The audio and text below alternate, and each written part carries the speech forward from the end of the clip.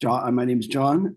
For those of you who don't know me, I'm based in Denver, and I'm currently the organizer of the Denver Tarot Geeks, which is the esoteric version of, or the esoteric group that's based here. I also manage and organize Denver Tarot Meetup, which is a more generalized tarot organization for Meetup as well. Unlike Joy, I do not have quite as much of a web presence. So if you search for me on the line on the web, you probably won't find me. I'm more like Joy's invisible partner here in this venture. You're, the invisible structure behind the work that I do. You're Yesod. I'm Yesod to your Malkut. Awesome, awesome. So I'm Joy Vernon, and I'm the organizer for the Greater Seattle Tarot Meetup. And we're really excited to have you all here today to continue this ongoing series on meditations on the magical images of the 10 Sephiroth. And of course, today we're doing Yesod and the corresponding tarot cards, which are the 4 nines. So we've got quite a nice lineup for you. We're going to do an opening meditation, the Rising on the Plains meditation. We'll have a short overview of the Sephirah. And then John will introduce a slideshow and of images to help us get into a meditative, kind of intuitive understanding of Yesod, and then we'll go on to some additional guided experiences and guided meditations. Like I said, when we say meditations on the Sephirah, this is what we're doing. It's pretty much all meditations throughout, but various points where we get to dialogue about it.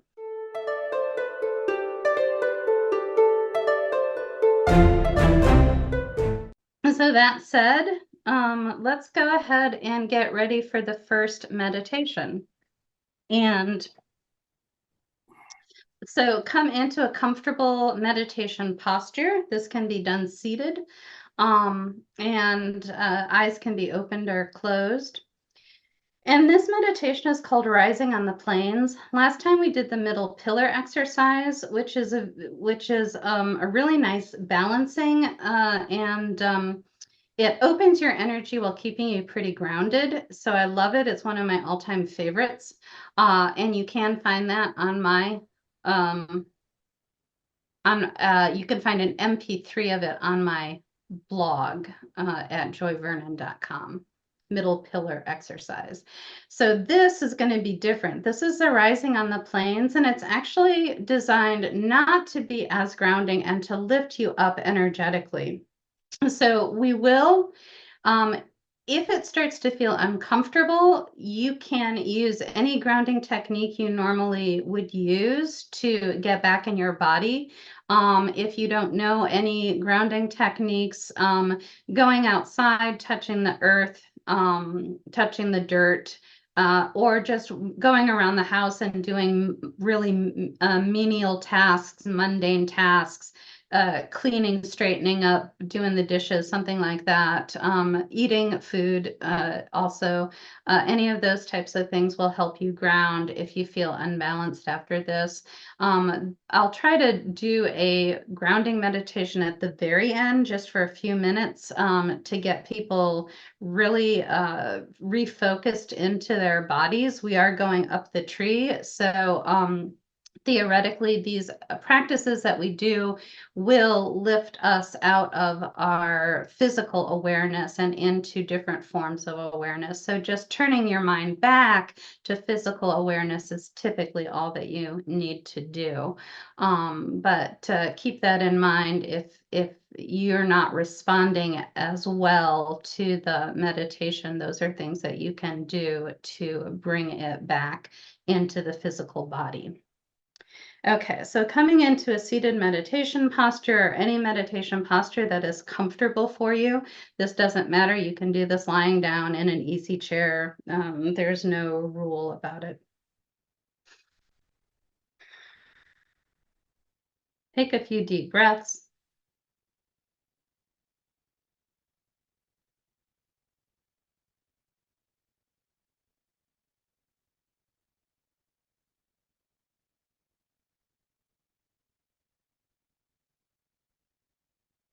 And just observe your breath and how it moves through your body.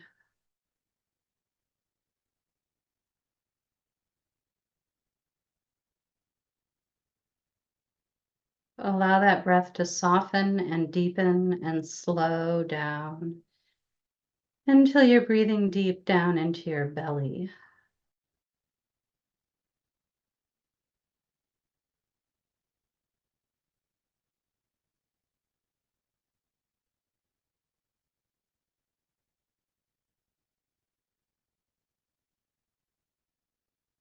We'll go into a simple fourfold breath practice just for a minute.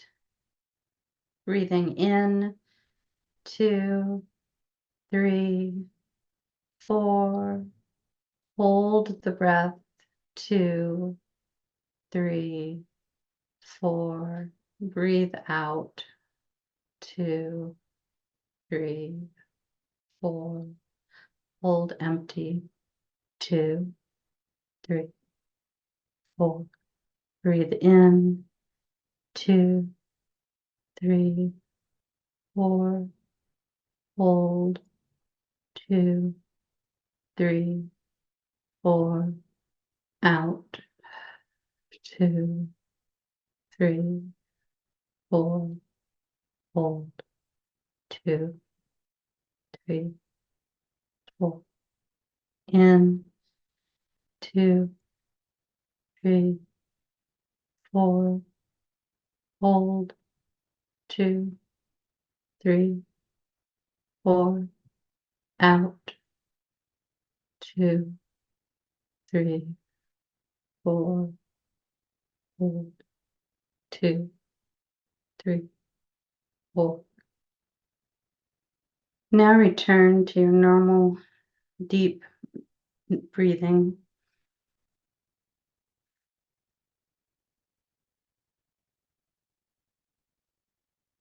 And we're going to visualize ourselves in the world of Malkut.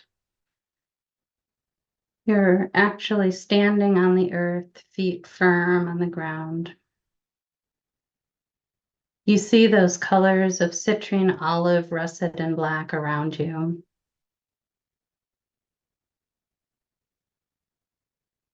Citrine being a slightly greenish yellow, olive being a drab green, russet a reddish brown, and the color black. Citrine, olive, russet, black beneath your feet.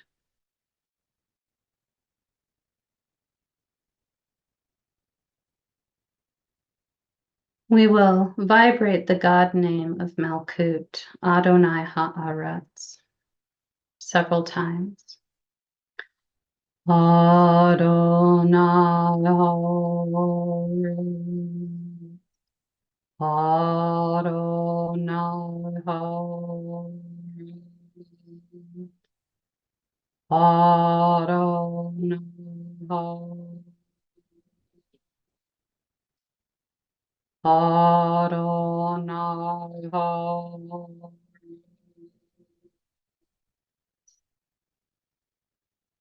And now look up above you and see the moon, the full moon in the sky. And as you look up and see that full moon, notice the environment that you're in, where you are. See that full moon. And now see a bridge going from where your feet are up to the moon. And that bridge takes the form of the World Tarot card. Feel yourself lift up and hover over that citrine, olive, russet, black ground that you were touching, so that your feet are no longer on it. And then put all your energy into that moon, which is the Sephirah Yesod. And feel yourself travel across the world card and move through that card and up into the level of the moon. And when you reach the moon, you find that you're in a violet sphere of light. And now we will vibrate the God name for Yesod, Shaddai El Chai. Shaddai El Chai. Shaddai El Chai. Shaddai El Chai. Shaddai El Chai. Feel what it feels like to be at the moon, to be in this field of violet light. The God name means the Almighty, living God. Connect with that energy. If you look down, you can see the earth far below your feet. And if you look up, you see the sun beyond. So bright. And again, feel yourself lift up off the moon, hovering, and see the Temperance card form a bridge to the sun. Travel across the Temperance card until you arrive at the bright, sunny, yellow, invigorating, vibrant surface of the sun. Surrounded by a yellow, glowing field of light.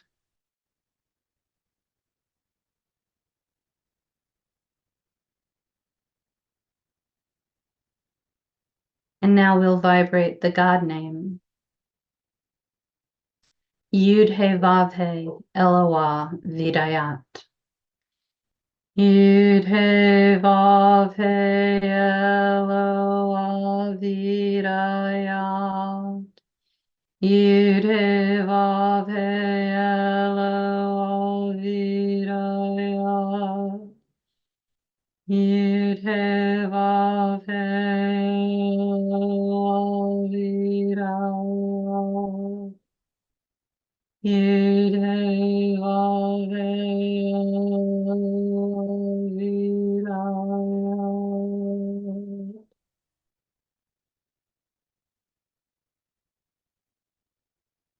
The God name means the Lord God of knowledge. Bask in this energy. Now look above, far beyond, to a star far, far distant. We will not rise any further. This is as far as we're going today, but we do want to notice and see that star so, so very bright in the far distance. And it gets brighter and brighter until we feel like we're just basking in an unending waterfall of light from this distant star.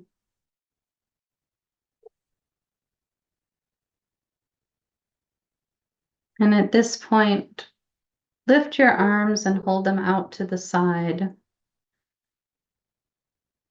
And just really feel that energy flowing over you from Keter, the highest Sephirah.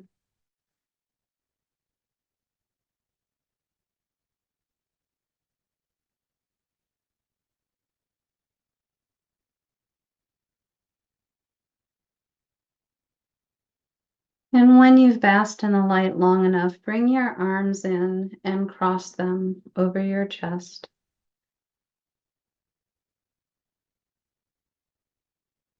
And now feel yourself descend from the yellow, golden, shimmery sphere of bright solar light, down through the Temperance card back to the lunar, violet, ball of energy. And then down via the world card back to Malkut, the earth beneath your feet.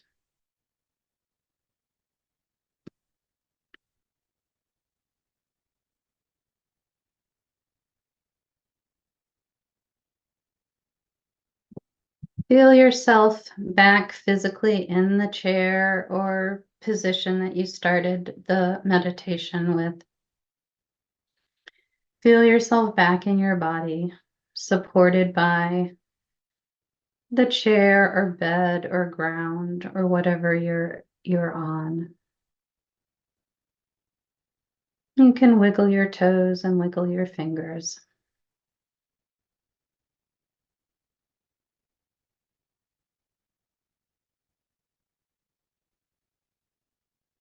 And then we'll do a few rounds of fourfold breath to conclude the practice.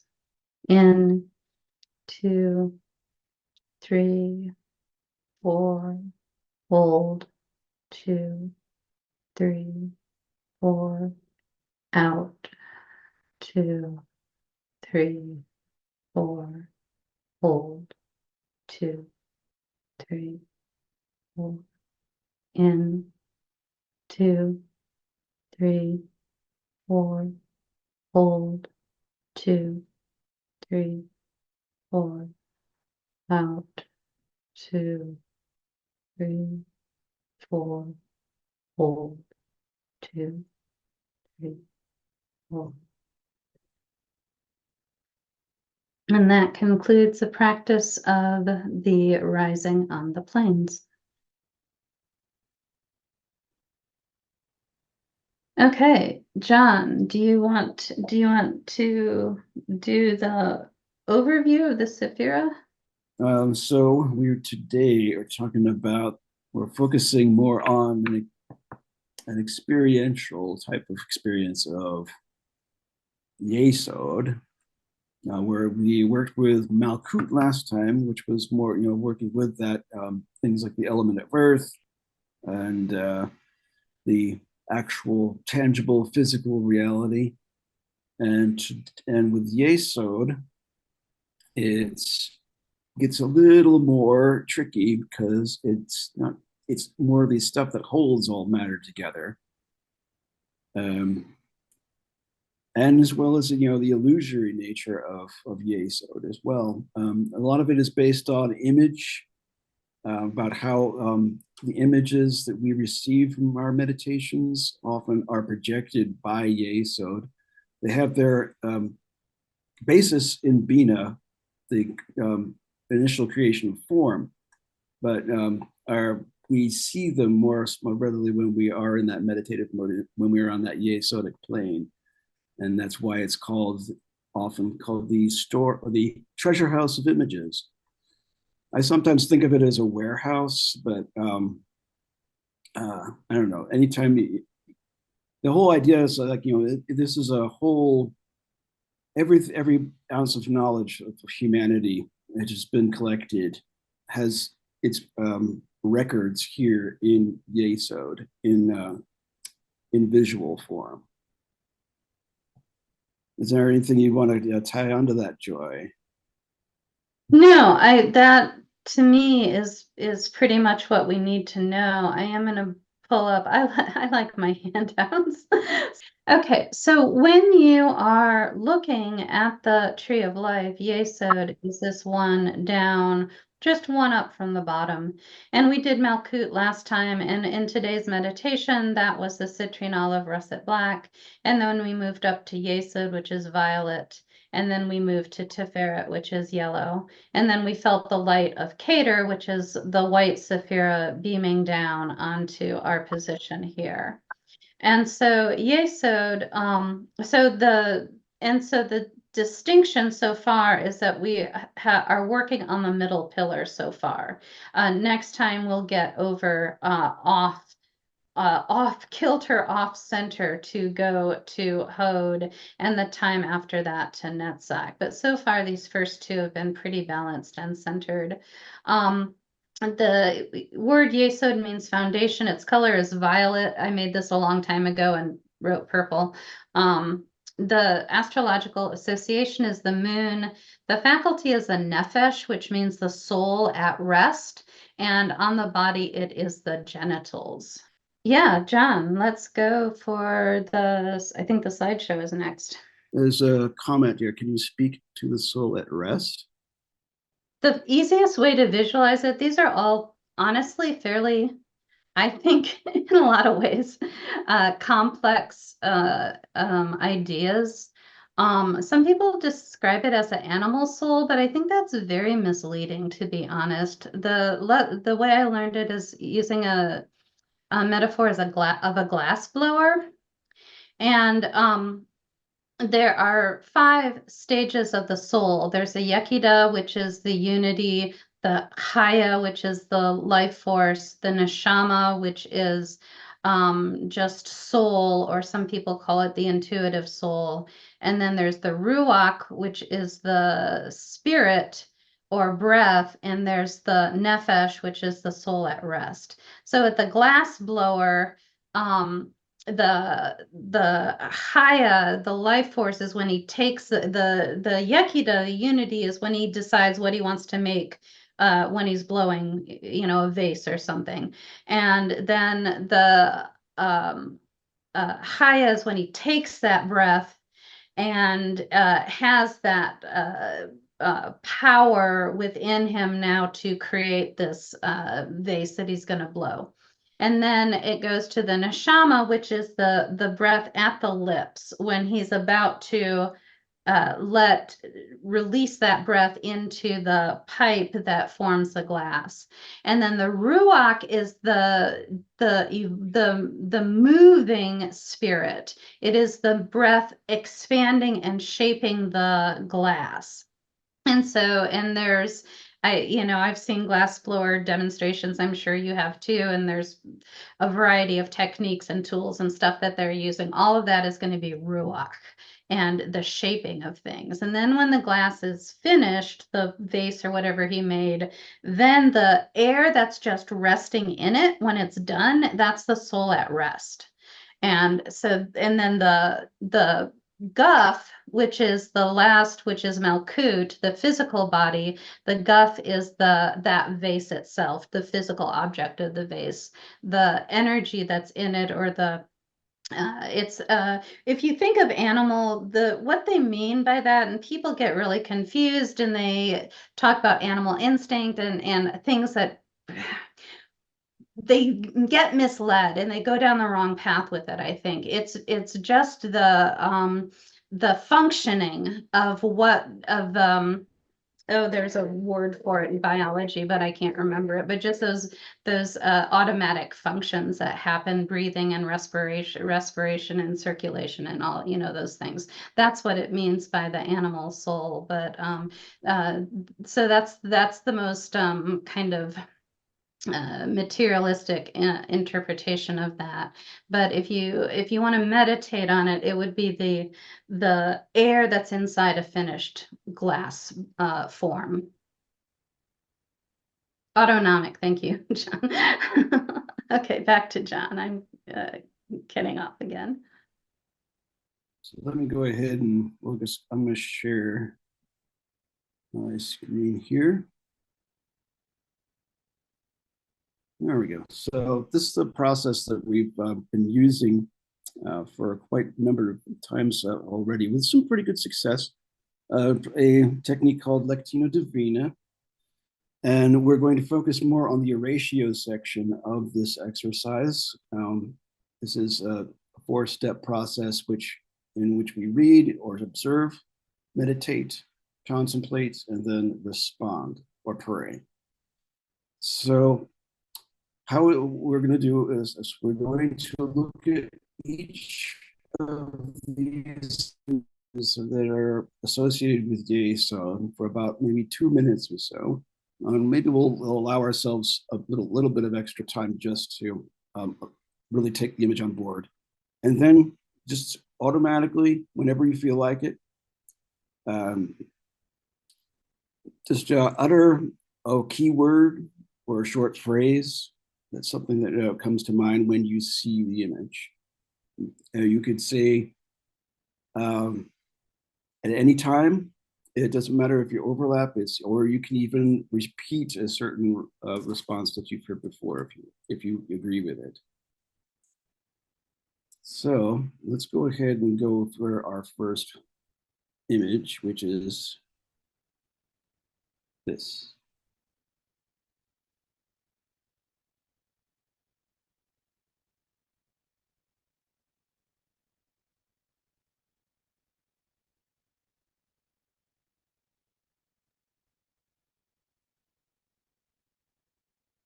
Relaxing.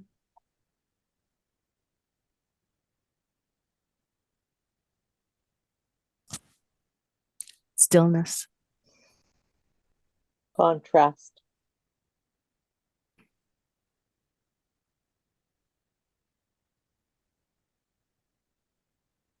Depth.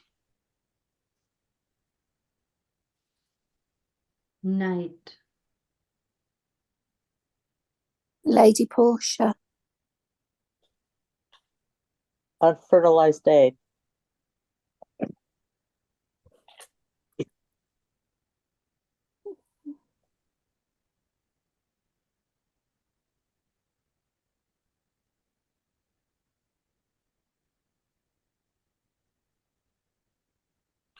Movement and stillness.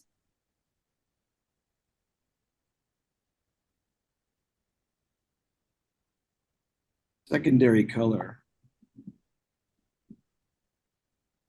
Eclipse.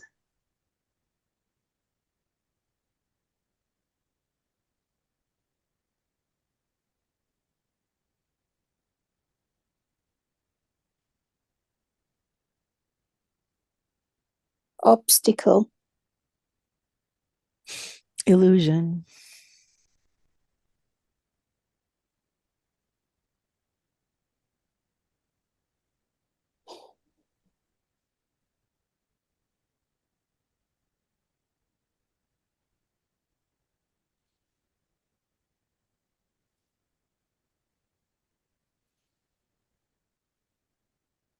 The moon.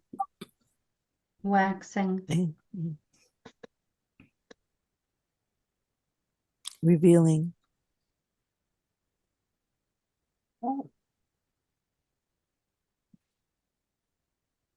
Flux. Our guardian angel.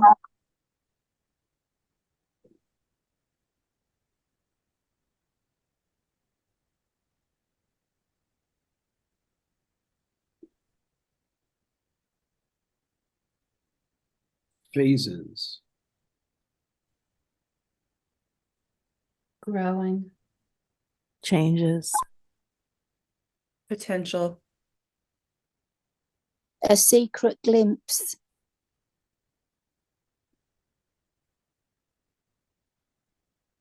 Reflection.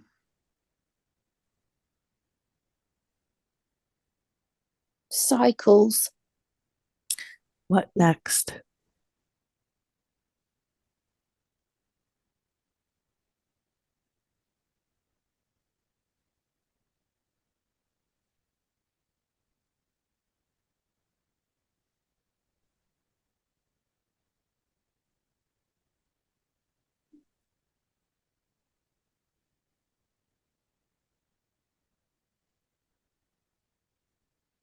Reflection.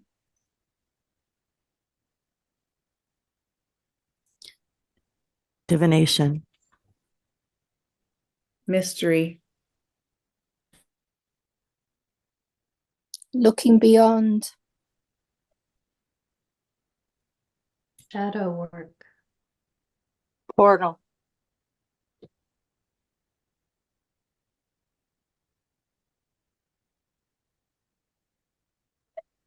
Spiritual.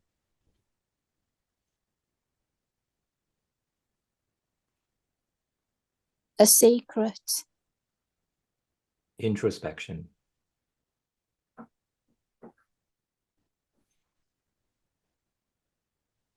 Reversed.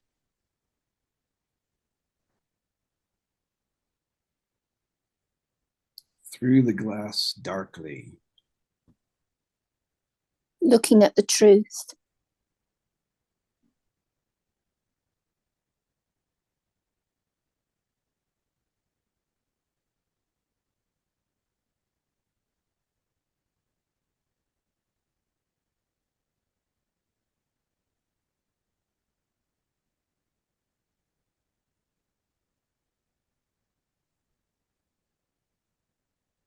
Reflecting the light.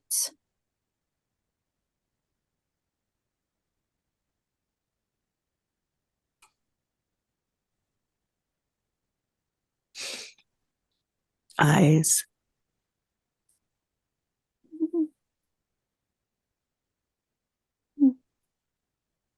Standing tall.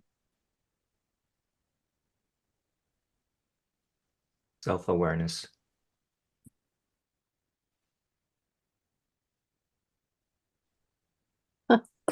Grounding. Hermes. A message.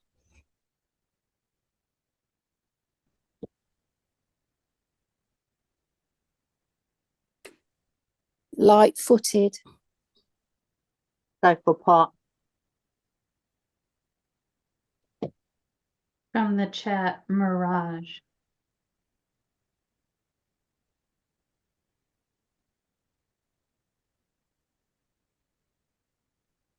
Angel. Direction.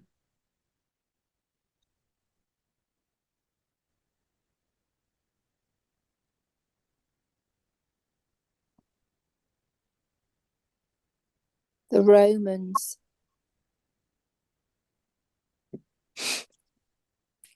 Gabriel.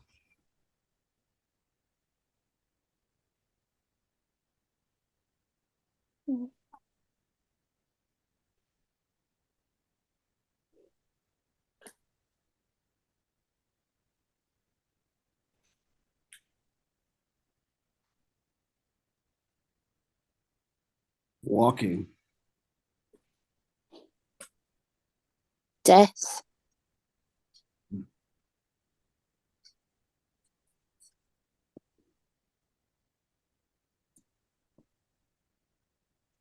From the chat, step up.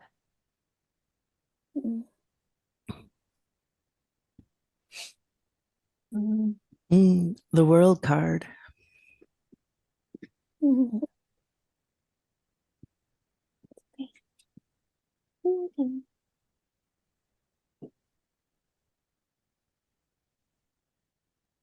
Energy. Iris. Kaleidoscope.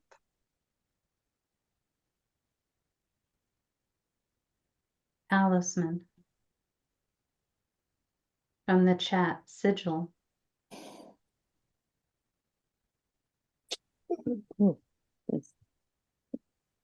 From the chat, radio. Mhm. Waves. Focus. Structure. Dance. Gears. Spirograph.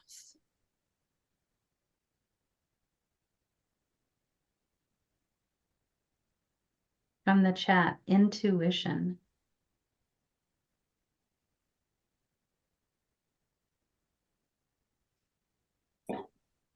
Clairvoyance.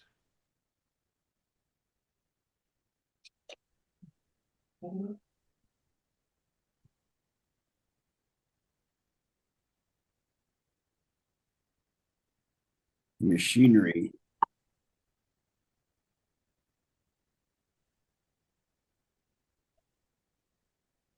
From the chat, everything bagel. I like that.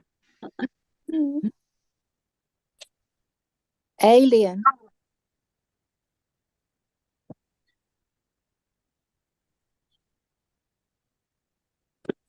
Technology. Sending and receiving.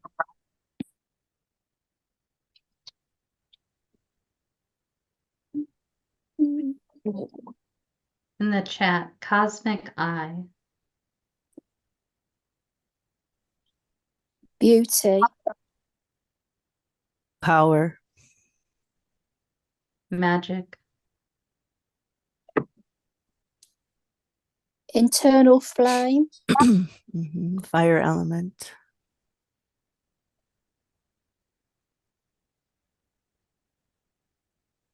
From the chat, potential. Intuition. Reverie. In the moment.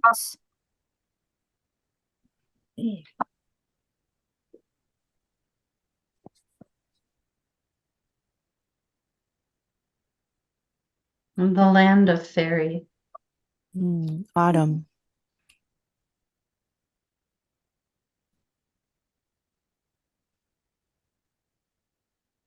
Warrior armor. Shield. Grounded. From the chat, meditation. Wound. Egg. Microscopic. Listening. Vibration.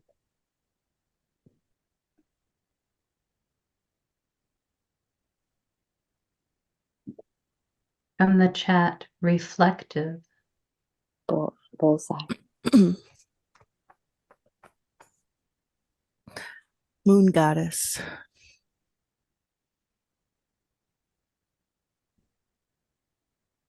Looking within.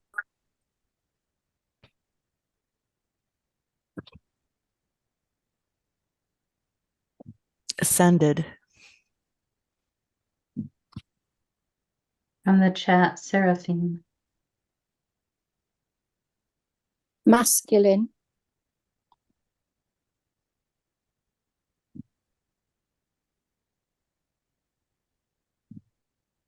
Metamorphosis. Transformation.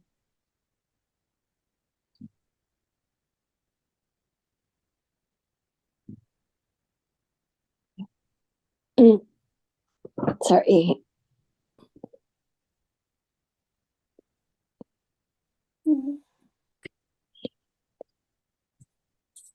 Chrysalis. Mm.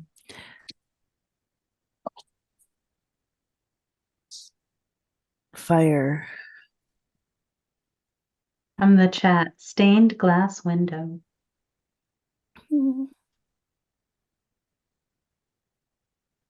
Butterfly wings.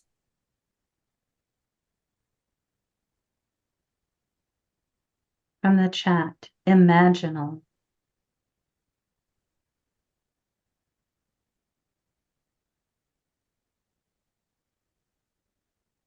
Open. Ready to fly. A halo. Psychopomp. Surmounted by the Malkut cross.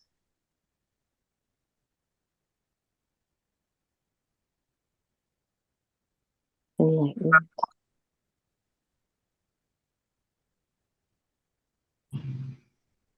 Warmth from above.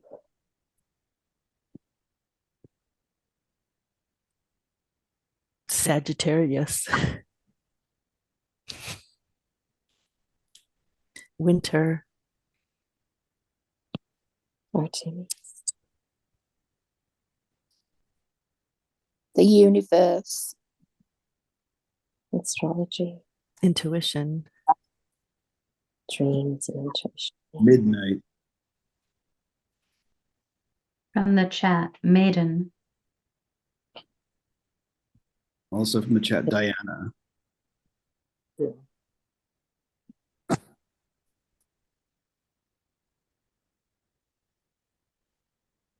Moon goddess. Moon goddess. Moonlight.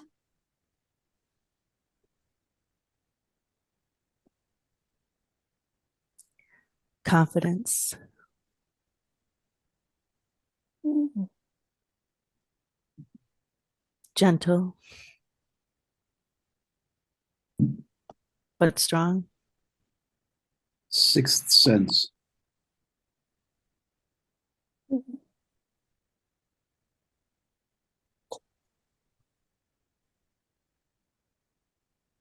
From the chat, hunt, Awareness. precision, blind,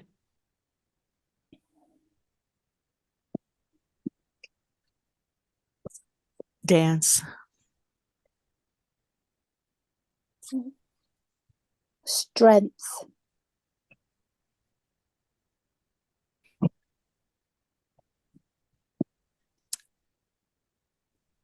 masculine, Receptive. The World card.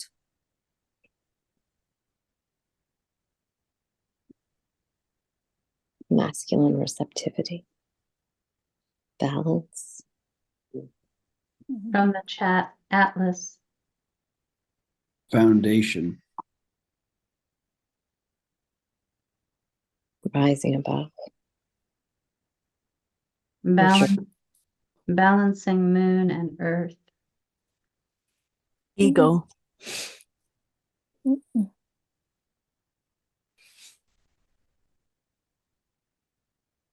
from the chat, steady, rock steady, The universe.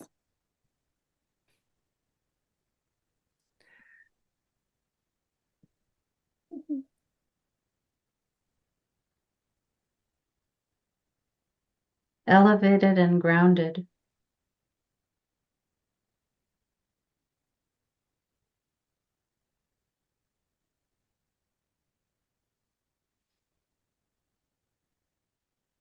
Fiery. Bridge to Yesod. confident,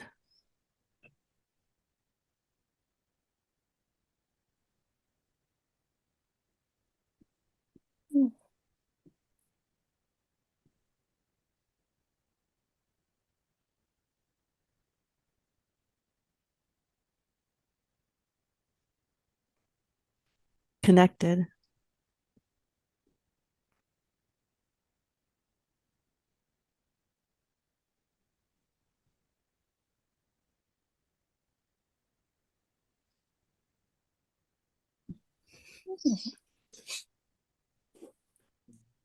Thank you very much for your participation for that, everyone. There's some really good responses there. I heard a lot of words that definitely correspond or relate to Yesod. yeah, absolutely, without a doubt. This is our handout for Yesod that has just the facts and figures and some of the I guess I can share it so that we can look at it real quickly. Okay, so this is what the Yesod handout looks like, and it's just got all the details and symbolism and correspondences that you need over here. In fact, these things will play into our next thing, which is the dialogue meditation that John and I will do. The sandals and the perfumes are the two symbols for Yesod. Machinery of the universe, which I represented with the Antikythera mechanism, and the treasure house of images. I represented it with to me, the treasure house of images is dusty and dark and hard to find anything. And there's a great abundance. So I tried to capture that. I found this, it kind of got a little bit of that. It looks like a back room in an art gallery. Exactly, like a back room in an art gallery. It's like, I know we have that somewhere. Hold on just a minute. Yeah. Exactly. It's the moon. I found this really, really cool Artemis that is like some 6th century BCE Greek something or other amphora thing. But I just thought, wow, this is so cool. It looks just like the moon card. I mean, we've got the 2 dogs, we've got a fish. Her face is shaped like a heart. And apparently it's called, there's a word for it that I've already forgotten, but it is like the goddess of the animals or something like that. So I thought that was pretty cool. And then our elephant there. And I just wanted to go over it very briefly before we move on to the next thing. I really enjoyed that exercise. That's awesome. Thank you. Okay, John, are we ready? I guess we probably one would, what we're doing here is basically a demonstration of how anyone can work with these magical images in an environment which is it's a magical framework. It's the landscape in which you can deposit these magical images and then use those in the course of your meditation. Did I get that right? Yes, absolutely. And of course I'm gonna be a little more literal and tell you exactly what we're gonna do.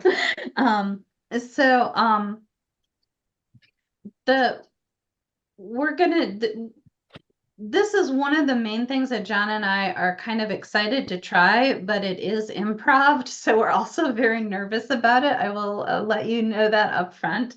But we tend to be good at it, and it tends to work pretty well. So we also have a certain amount of confidence. So those symbols that we just showed you on the Yesod handout are the main things that we are working with. And we're going to structure it a little bit this time. Okay, and so our objective is to meet the magical image, which is the strong naked man holding up the heavens, like with his arms raised as if he were holding up the heavens like Atlas. And so we're trying to use some of those other images and symbols to follow a path to get to that magical image. And you're welcome to put a loincloth on the naked man if that makes you uncomfortable. It's totally anything you want. It's your imagination. we had to, and the AI, I think, does not like prompt. AI, a lot of AI generators have very strict guidelines as regarding the potential sharing of harmful content. So a lot of them don't allow nudity or violence or anything like that. So don't look forward to any of that in our magical journeys. So, but anyway, in your imagination, you can dress this man how you like. And we decided to use the 4 9s as our structure to get to our strong naked man. Strong, beautiful. He's supposed to be beautiful, strong, beautiful naked man. And so the 4 9s, we're going to do it from the world of Asiya up to absolute. The 4 9s then would be the 9 of coins, the woman in the walled garden. That card is titled Material Gain. The 9 of swords, which is the despair and cruelty. That's a person waking up after a nightmare in bed. The 9 of cups, which is material happiness. The man with his arms crossed in the high shelf of cups behind him. And the 9 of wands, which is called great strength. And that's the man leaning on a wand in front of a wall of wands, and his head is bandaged. So those are the 4 kind of steps that we'll address as we go through this. But I do invite you to try to kind of follow along a little bit in a kind of in a meditative state if you would like to. So again, we're going to come into a good meditation posture. And to get started, we'll move into the general concept of the 9 of coins. And so I'm seeing a garden. There is a fountain in the center of it. And just kind of not terribly structured, but still paths to wander through. And of course, benches periodically to sit in. And I wander through this garden. I'm looking at the different flowers, the different colors. It's a warm, bright, sunny day. And as I wander along, I start to get drowsy and start to look for a bench.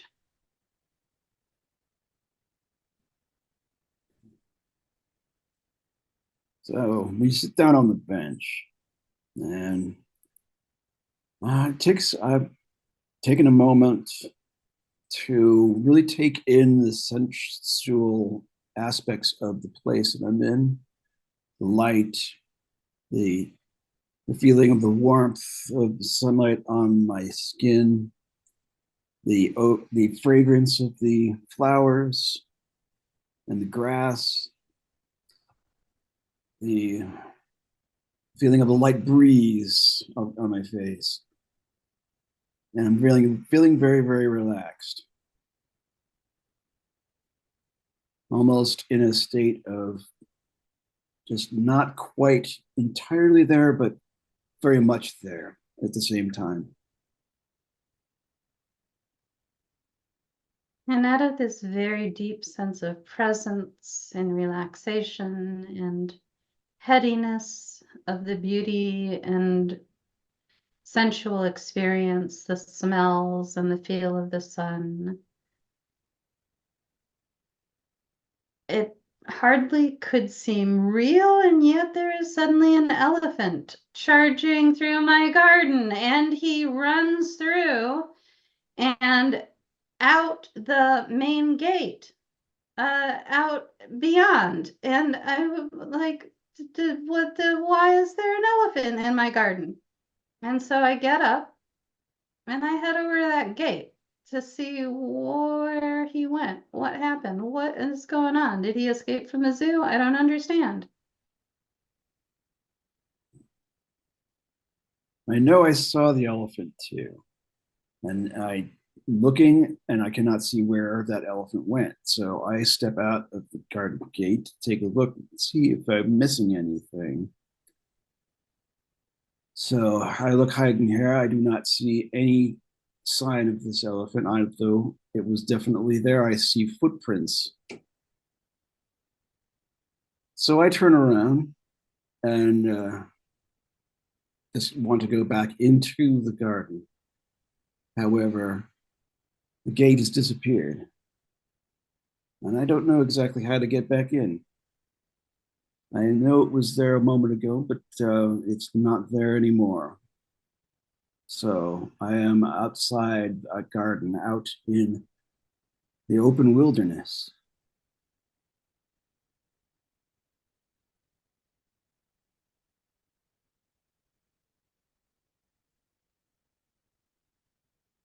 I'm feeling just despair. I don't know how to get back in. I feel like the way is blocked. And I just kind of lose all my energy. It's not bright and sunny out here. It seems a little overcast and a little gray. And I feel a little drained and don't quite know what to do or where to go. But I might as well start walking. I mean, the garden's pretty big. I can at least walk around the wall maybe and see if there's another gate. So I start walking along to see what I might see. But then this man appears and he's wearing this kind of Renaissance festival garb, like some gown, heavy gown, and he's got this weird cap on his head, and he, for all the world, looks like he wants to sell me something. But I stop and ask him if he has any, if he saw the elephant and if he knows how to get back into the garden. And so he starts talking to me.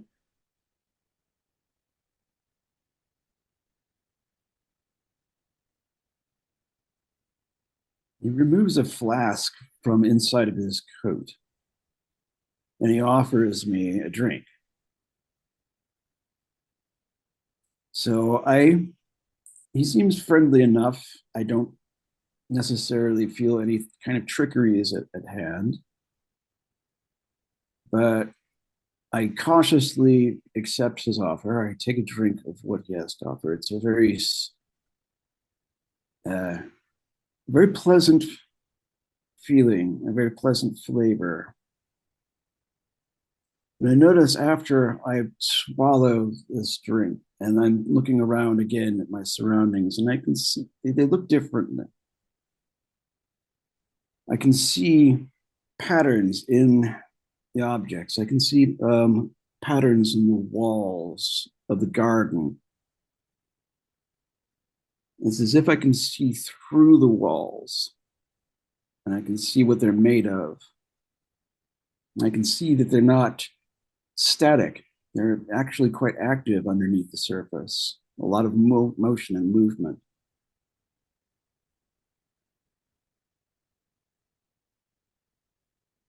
So I decide to continue to examine the outside of the wall in this new vision to see if I can find another way in.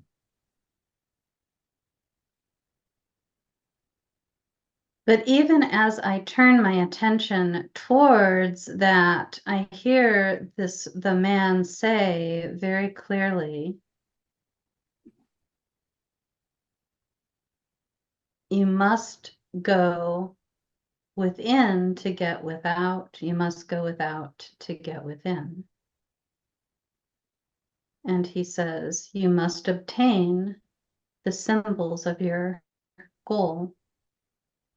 And you must meet the magical image. And he gives me this scroll that is written on in calligraphy. I'm like, where did they get this guy? And it has a list of tasks to accomplish. And but weirdly, the letters on the scroll, if with my newfound vision, start to morph and change, and they become three-dimensional, and I can only read them via a peripheral glance. And I'm like, I don't know how I'm going to do this. I don't know how I'm going to get to the man on top of the mountain that's holding up the moon and the earth. I don't know how I'm going to get there without being able to just, walk and follow a direct map to something. But the top thing on the list is a pair of winged sandals. I'm like, okay, fine, winged sandals. That sounds great. That's what I need to find. So I start wandering around looking for winged sandals.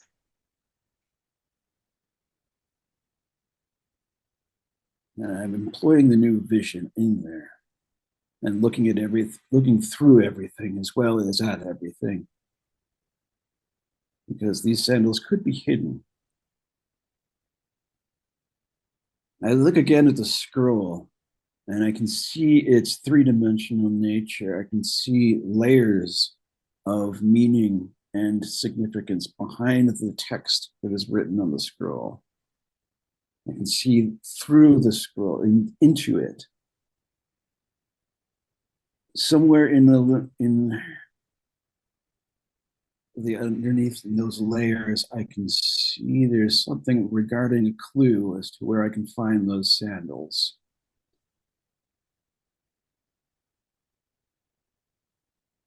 I walk over to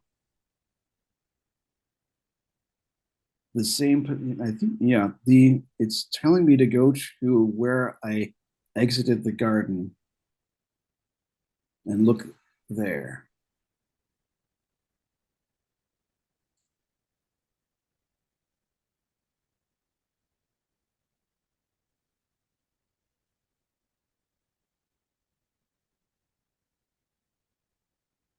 I move back to that location, and despite seeing a solid stone wall, I start to see the gate forming, and it is these almost sharp slats, almost like swords coming down. 9 total, and I know that I need to be able to open it, and yet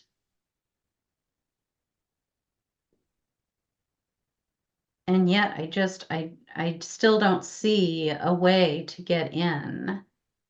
But then I notice the hilts of the swords, and the hilts are all wings. And I'm like, oh, well, I wonder if what I can do with those wings. And so the center sword is a little bit larger than the others, and I reach up to touch those wings, and they lift off and just kind of jump into my hand. And so I put the wings down at my feet. And then all of a sudden I start hovering above the earth. And I kind of fall back and then try to hover again, and quickly learn how to hover and even fly a little bit with these wings on my feet. And then once I have that, I see a lock in the gate. Okay, so I need a key. And now that I'm able to lift up a little bit, I can see that there's a mountain beyond the forest here. And I know that there's light pouring down on that mountain. I know that's the place to go, but now I think I can get there much more quickly. And so I take off hovering towards that mountain. I'm flying gently, not in any big hurry, towards that mountaintop. As I get a little closer, I notice there's a figure standing at the summit. And I get closer, and I see it is a man standing on a cubic stone. He has his arms raised in the air.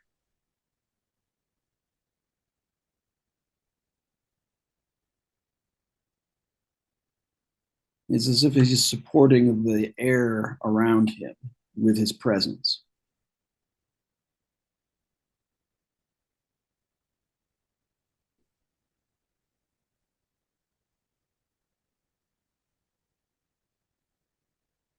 I'm able to, because of the way he's elevated, I'm able to kind of hover below him and kind of circle around. And I use my newfound vision to try to understand where I am and what he is about. He seems very stoic. I don't, possibly even a statue. I'm not even sure if he would talk to me. And I see these circles of energy rotating and interlocking and turning. And it reminds me of the cycles of the heavens. It reminds me of the gears of a clock. It reminds me of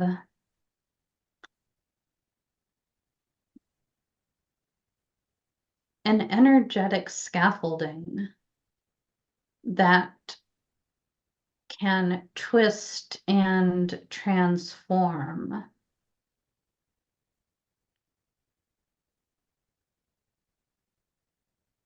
As I view this support system that makes up the image that I'm seeing, I can notice that there are little details. They look almost like buttons. I recognize that I can reach into the structure of the image that I'm seeing of the man on the cube and manipulate the foundation of his image by pressing these buttons. So I try to press one or two of them. His shape changes. He becomes more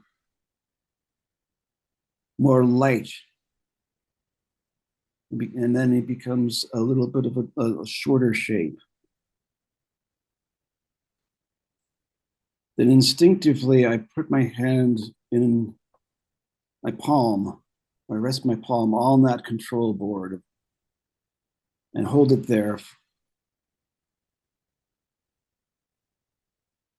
And the man on the cubic rock becomes the key that I seek.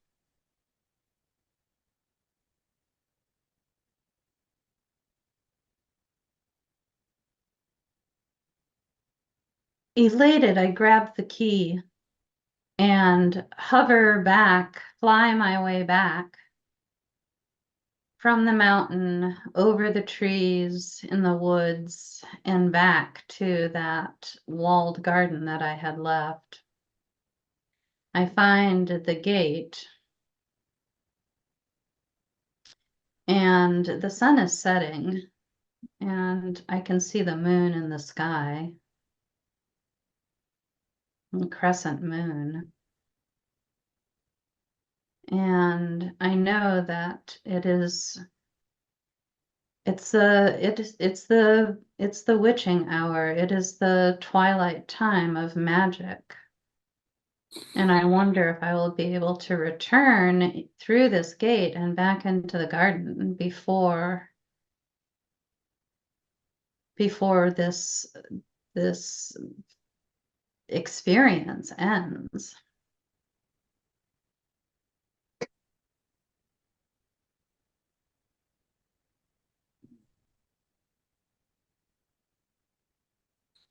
I tried the key in the lock, but it doesn't fit.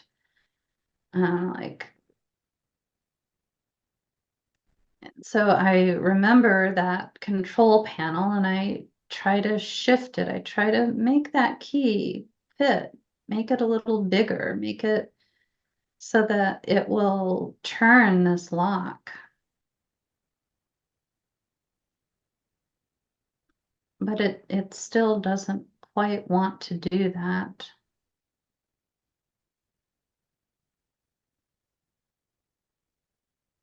And I think, what else can I do? What's my next option?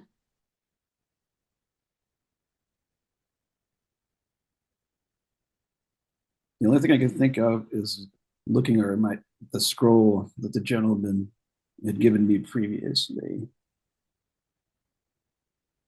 And I look at the text, and as I read and look into the three-dimensional text beneath, I realize that my task here is far from complete, and that there are several more steps to go before I can re-enter this garden.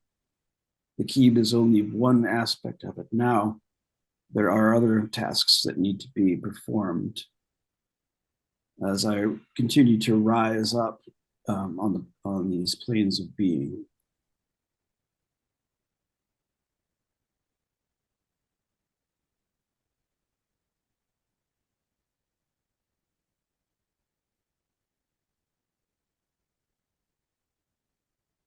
The next thing on the list is, if I again look at it from my peripheral vision, I catch the word perfume. And I had noticed that before and didn't know what it would mean. But I use my newfound vision of this underlying structure of all things. And I imagine the flowers that I know are inside this garden. I imagine the scent wafting as the twilight deepens. The scent changes. It becomes jasmine, it becomes honeysuckle, it becomes the flowers that bloom at night. And I breathe in that sticky sweetness. It just makes me stop and rest in the thickness of that scent.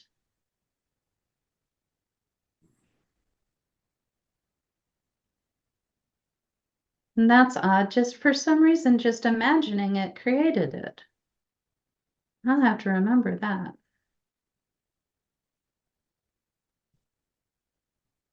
The final card, we've touched on 3 of the 4 nines, and the final one is the 9 of Wands. And the 9 of Wands tells us that we don't get back into the garden, but that we learn how to use our strength, our abilities, our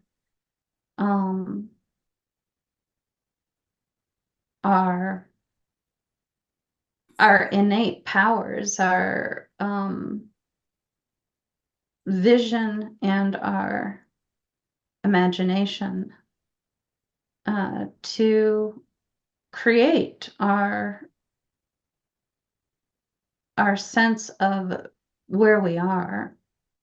And I might not be in the garden anymore, but the garden had protected me, had kept me safe, but it also kept me away from this adventure. And now I feel like I am able to really take a true adventure and really walk this path. And I don't need the safety and serenity of my familiarity and my familiar environs. I'm able to take this as an adventure. And the 9 of Wands is Moon in Sagittarius, Moon ruling the 2nd decan of Sagittarius. And so I take the moon and its cycles, and I take the exploration of Sagittarius, and I know that I just will follow the cycles and continue this ongoing journey and exploration through the wheels of the universe via meditation. I think we had a discussion before, but also I did a short guided meditation for people to meet the magical image. Should we go into that? My elephant turned into a sphinx. Nice. And granted, it's difficult to really sometimes talk about meditation and or any kind of experience where you are working mostly visually, because it is a direct experience, and trying to translate direct experience into language sometimes can really be, there's something gets lost in the translation. Yeah. Well, keep in mind, in terms of this comment, my elephant turned into a sphinx. One of the reasons that we have all these lists of correspondences for each Sephirah is to clarify and check, and that's one of the path text for Yetzirah, or for Yesod, is the pure intelligence, because it purifies the energies of the other Sephiroth. And it's the funnel through which all the other energies of the tree descend into Malkut. And one of the things about Yesod, at least that I tend to experience when I work with it, is that it almost is like an overlay of all the other Sephiroth. It's like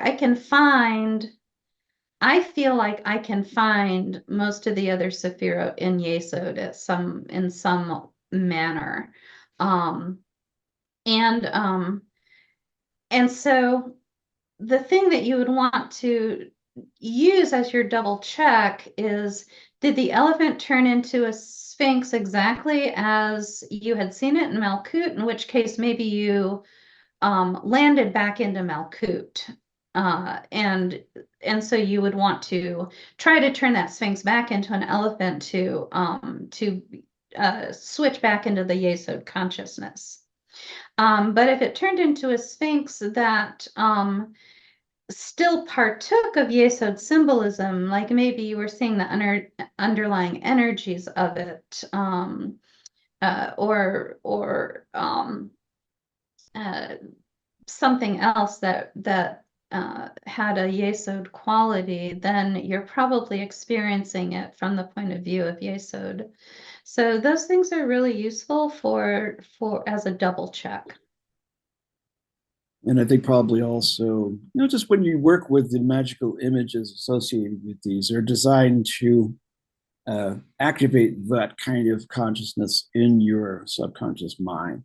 It's almost like, like dipping in a little stick that's got, the right type of archetype attached to it. And then it's kind of almost like dipping it into your subconscious and then pulling it out, and then you get what is something that kind of resembles that. It may not necessarily be the actual image, because we always clothe it with our own subjective content. But one of the ways to really just like to verify whether that meditation or that vision that you receive is accurate is comparing it against these correspondences.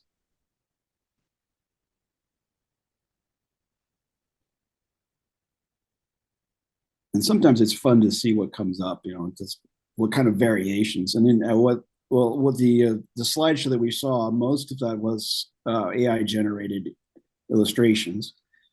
And I'm just kind of getting a little interested in seeing what comes out of that in terms of like what happens when you put these descriptions into the synthetic environment, which is based on our own collective notions about what these things are, and then seeing what comes out of that. And you get some very interesting variations that way too, as a kind of a parallel to how it works in our own minds.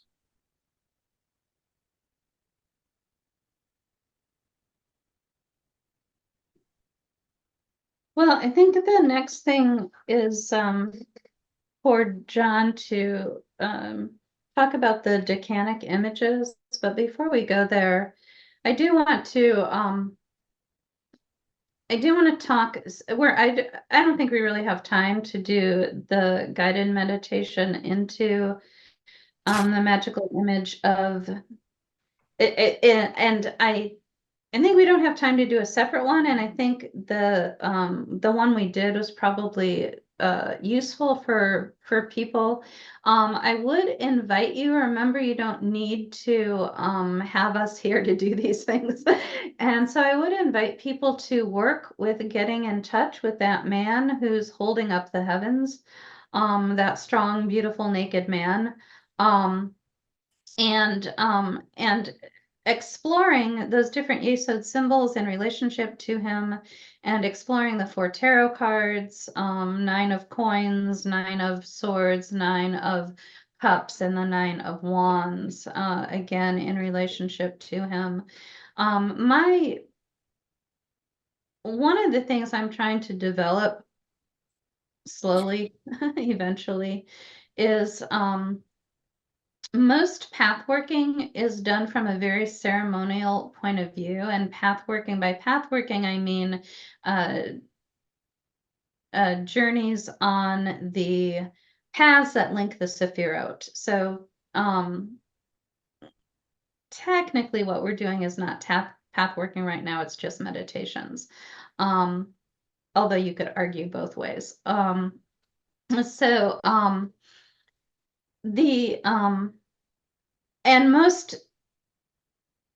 the traditions that I've learned, which tend to again be based in ceremonial work, have you build up an image of a detailed temple for each Sephirah, and then that temple is positioned on the tree of life, and there are doors corresponding to the placement of the paths, and the doors have a tarot card on them.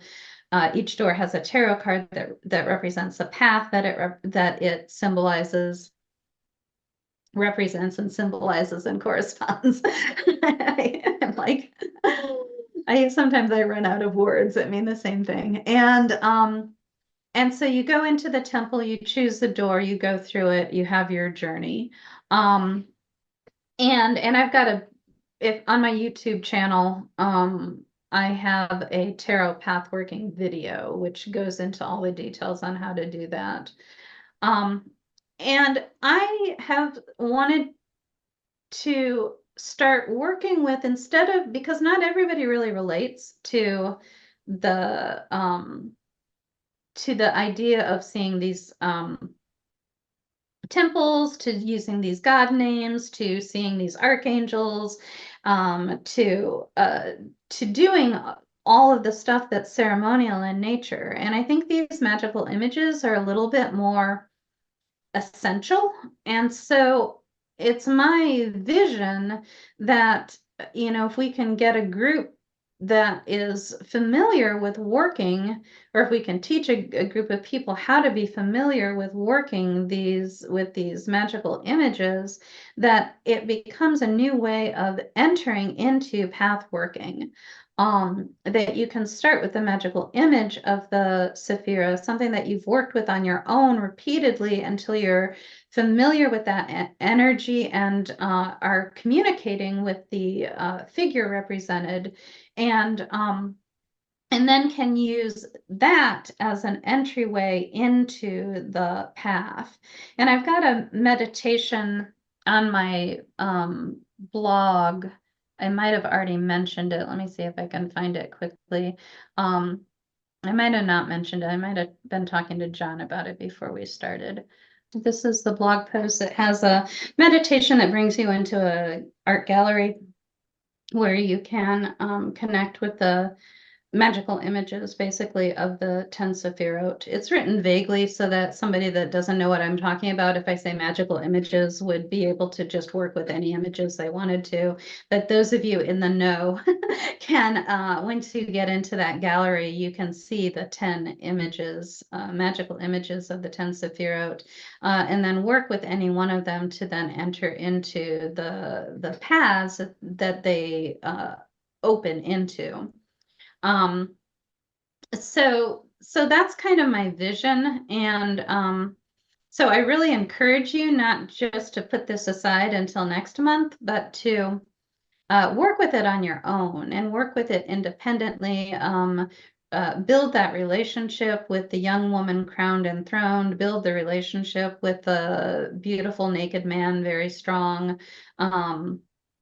Build the relationship with our subsequent magical images, and so that you can have a non-ceremonial but still traditionally Kabbalistic approach to get into the paths. That's my lecture for today. John, I'll hand it off to you. Okay, let's see what we got here. But with the decan descriptions are often very varied, and a lot of they have a bit of a more of a basis in the way the Egyptians viewed their astrology. So what I've done here is I've included a few of the descriptions of, and when providing a few varied variations whenever possible. We have about a total of about 6 sources that we've looked for. All 6 of them tend to be really divergent. Some do have a really good, sense of agreement. Like, for example, for the 9 of Pentacles, a lot of the descriptions were particularly, the same for that particular decan of Virgo. Contrasting that with that of Pisces. Pisces was like all over the place. There was a lot of variation on that. So what I've done is to provide a few of those examples in terms of description and in terms of sample image. I think probably it would be useful to mention here that if you decide to work with some of these images to get that more of an in-depth look at some of these cards or the Yesodic energy in the 4 worlds, to be able to not to be able to picture it in your head, I think is the main is a very important skill to have. It doesn't necessarily do that you will take any of these images that I'm providing you as examples and have those actually work as magical images. They would necessarily, it makes your image static and undynamic if you do that, and lifeless in a sense. But if you're able to picture it in your head very, very clearly, you can make it anything you want, and you can allow it to be anything it wants to be. That's probably the more important thing, because the meditation isn't really necessarily your doing. It's you're involved with it and you're in some form of control, but you're receiving as well. You're not entirely guiding the process.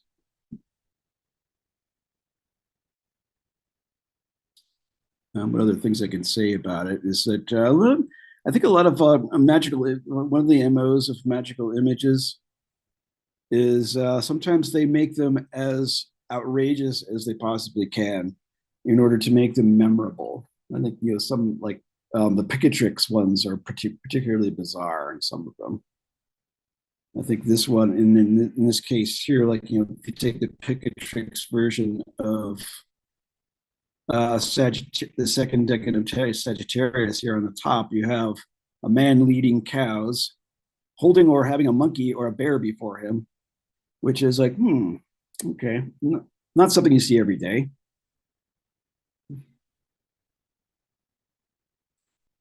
But I think as part of what makes an image magical too is it transports you to a different place. And a lot of times, we regard, films can take us there, or if we see like a poster of some sort, which is really particularly well done, like even if it's an advertisement, it can trigger something in our minds. In fact, I think I recently read an article about Yesod. It was comparing, the whole advertising, or that whole world as kind of Yesodic in nature, because you are basically shifting people's perceptions by providing them with an image, a branding of sorts. So that's another way to think about it. We have a comment here from, let's see. So far, I have not been able to visualize or see any of the images at all. I tried pathworking based on Joe's blog, or sometimes, I mean, there is that. I think it's like, I can't remember what it was, but I think, somebody did mention this, that there's, a certain, so that there's a term for it where people just really cannot fully, visualize or imagine something. And I think it's like, it's one of those cases where it's like, I think we all have that ability. It's just like sometimes when we're handed like disproportionate bits of that. So we may have, some people may be really, really good at visualizing, and other people just like, their just minds are just work a little differently. So, but I think it's something like, it's like a muscle that you can, that you have to exercise in order for it to really work for your advantage. So it's like, it is just like keeping the work up, even surrounding yourself with the imagery and the symbols. I found that to be true actually when I was preparing for this event, was just the sheer amount of time that I spent with all of these images that I was generating, for example, or investigating, had that a kind of an osmosis effect on me. So that even just, even plus like the repetition of it really just, it doesn't need to be necessarily very strenuous, but just continual. And then it becomes second nature after a while. Somebody shares that aphantasia is the inability to visualize. And I will say furthermore, what John said is super right on. And I will also say that sometimes by using the word visualize, we do ourselves a disservice. And I frequently, when I'm remembering, try to say experience as opposed to visualize, because it reminds us, and even those that do visualize really well, remember to incorporate other senses besides visual, besides sight. And for those that don't visualize, you're not going to see a movie in your head. I do not see a movie in my head.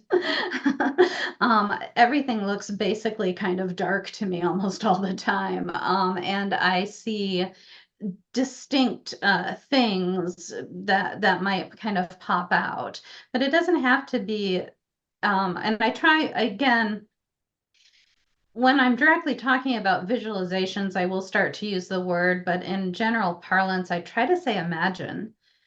Because people that say that they can't visualize frequently say, well, yeah, I can imagine an elephant. I just can't visualize an elephant.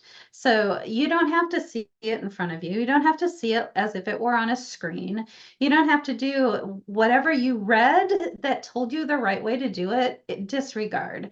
You can imagine it inside with your head, with your eyes closed. You can, some people do see it on a screen. To me, that's really super two-dimensional. I don't want to see it on a screen. And so it's got to be you. It's got to be about your processes and what you do. Do you hear something? Are you more likely to talk to somebody and hear something? Are you more likely to smell the flowers? Are you more likely to feel the heat of the sun? What really stimulates you and puts you there? And then furthermore, above and beyond that, it doesn't have to be above and beyond the idea of using your imagination. Tell yourself a story. That's all you have to do. And and you can write it out for all I care.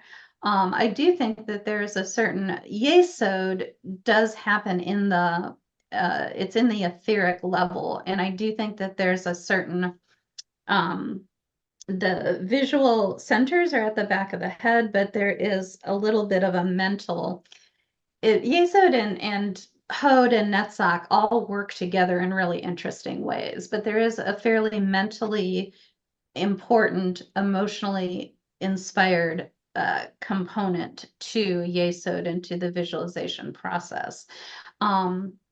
So just probably the best way of describing it is some book I read one time that described how to do bardic poetry writing, where you're supposed to sit in a dark room with your eyes covered and imagine the poem that you're writing, which for bards would have been more of a story set to verse for singing. but it would have been telling the story of something. And you do it in darkness, and it can be in words. And that rather than writing is more common for us, but to even try that bardic way, that would be 100% working on a Yesod level. And just every kind of verse you come up with, every next step to the story, you have to kind of memorize it because you're not writing it down. And that would be another really nice example of working on that Yesod level, but not having to rely on this limiting idea of visualizing or seeing this kind of movie play out before you. Hopefully that gives you enough ideas. Okay, that's helpful. Okay, cool. This has been fun. Yeah, I have fun with it too. And it looks like it's time to go. John, anything that you want to say before we leave? Not really. I mean, other than that, I can say that, I have sometimes the opposite problem as that Nicole has, in that sometimes it's really almost too easy for me to vividly picture something in my mind. So I can tell you it's just as much of a curse as a blessing sometimes. Yeah, well, and sometimes doing this can really increase dreams, which if they're interesting, fun dreams, that's great. But if you tend towards stress dreams or something, that can be annoying. So yeah, I think the other thing, remember we did the rising on the plains. So spend a few minutes after we end here, just really grounding, see those roots come down, sit in a chair, see those roots come down from your tailbone, down through your legs and your feet, into the ground beneath you, through the floor. If you're on a higher level of your building, see it extend down via the structures of the building and down into the earth, where you can really pull up nourishment and connect deeply with the earth. See yourself back in Malkut, work with some of the Malkut symbols, and get yourself nice and grounded before going about your day. Thank you so much for participating, for being here.